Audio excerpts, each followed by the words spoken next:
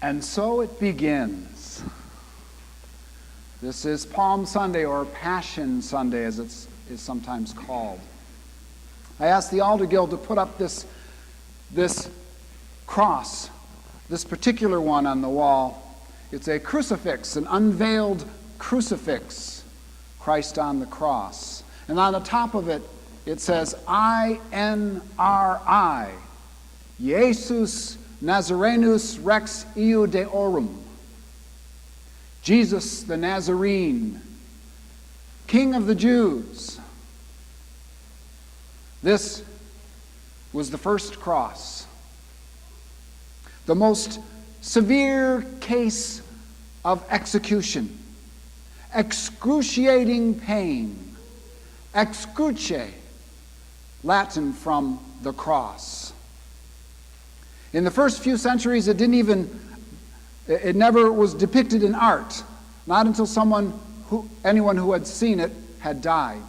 It was too fresh in the cultural memory.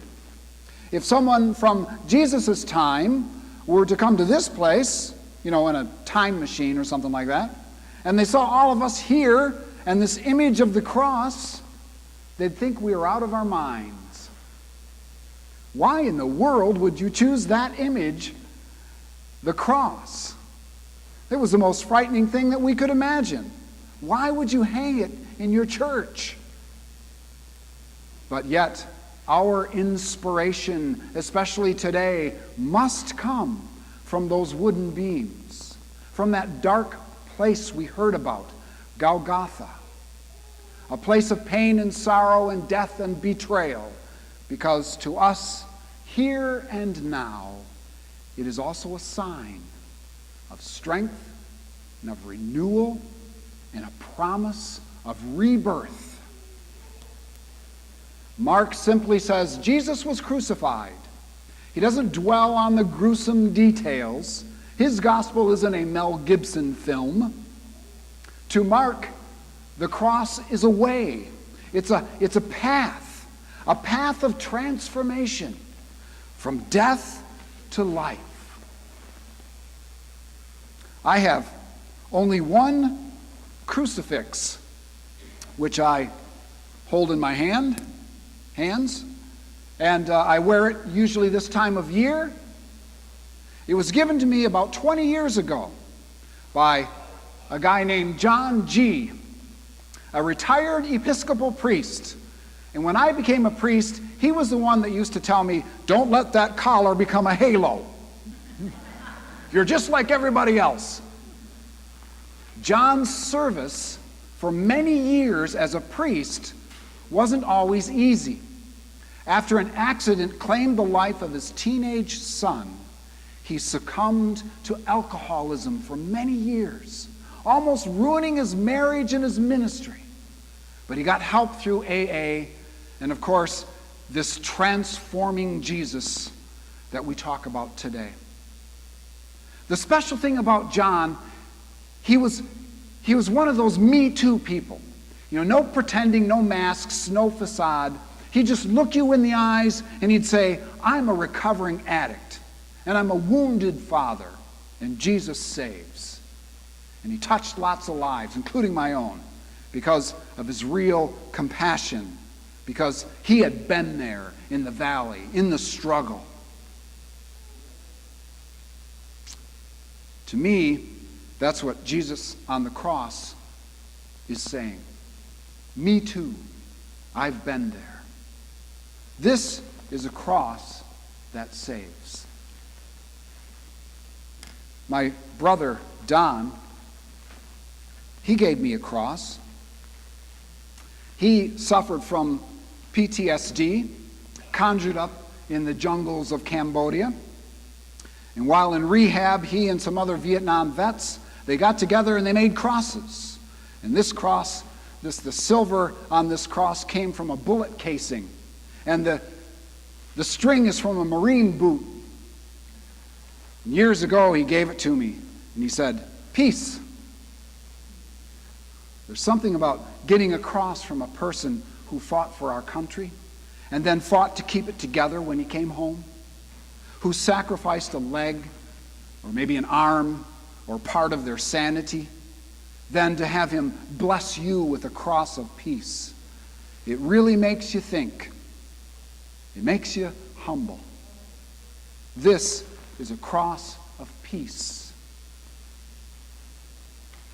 I received this cross from a woman named Luann. She lived in Lucan, Ontario, and that's where we stayed when I went to seminary. And she wanted to present me with this cross. I was officiating at Holy Trinity Anglican Church in Lucan, Ontario.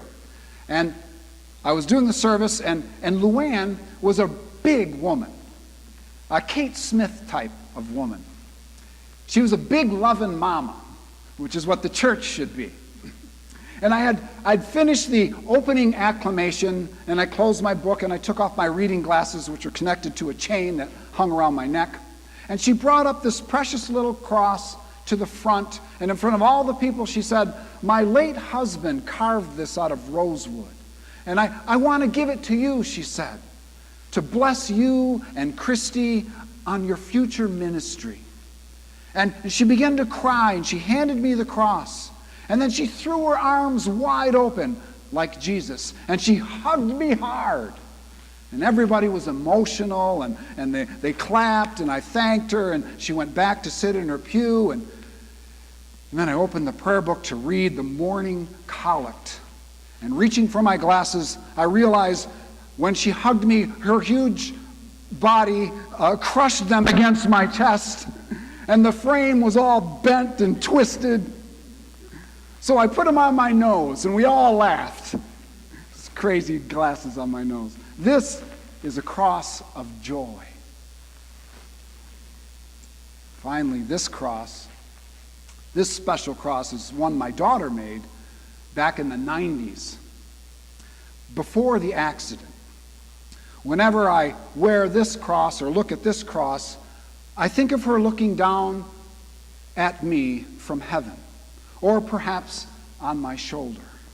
And I remember, it's only because I believe in this cross, the beauty of the cross, that I could go on after she went on ahead of me. This cross truly saved me and taught me how to hope.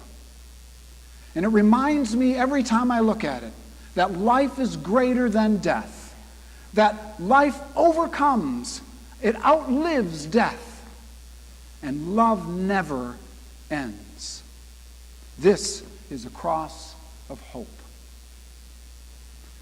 Now, I know many people of the cross, God's companions, I like to call them, people who have been through the mill, people sitting right here today, this morning, whose hosannas were born in a furnace of grief, who have struggled through sickness or maybe a divorce or a loss or addictions or financial hardships, people who have been burned and depressed and guilted and shamed, or even worse. To them, believing in the cross isn't just a ticket to heaven. They're not concerned about avoiding hell when they die. They've already been through it. Their cross is about emerging from the darkness, a cross that is an anchor holding fast in any storm. And their faith is that rare, authentic, strong, faith-hardened steel that can get them through anything. Now, they're the people I want to hang out with when I'm going through difficulties. And yet, without the first cross, all these other crosses would mean nothing. The one with Jesus on it, that is the first cross. Paul said, I preach one thing, Christ crucified. And the people answered him, "Of course you do. That's because you're nuts." That's what they thought. God on a cross? That's nuts. That's crazy. But Paul knew, the writer Paul knew, that it was all about love. Co-suffering love, unlimited, forgiving love, transforming lives like John's and Don's and Luann's and mine and yours. And Paul called Jesus the Lord. He did it all the time in his writings, like the one we read today. Kyrios, Jesus is Lord. We do it too. But in his time, thems were fighting words. Because what people said in his time was Kaiser Kyrios. That's how one Roman soldier would greet another. Kaiser Kyrios. Caesar is Lord. No, he's not, Paul said. Jesus is. So let's hold up our cross. The first cross. And the cross that saves, and your cross of peace, and the cross of joy, and the cross of hope. And let's hold up the cross as a challenge to the cruelty and the violence and the injustice and the hatred we see in the world. Let's hold it up as a sign that we know the true Lord is Jesus. Amen.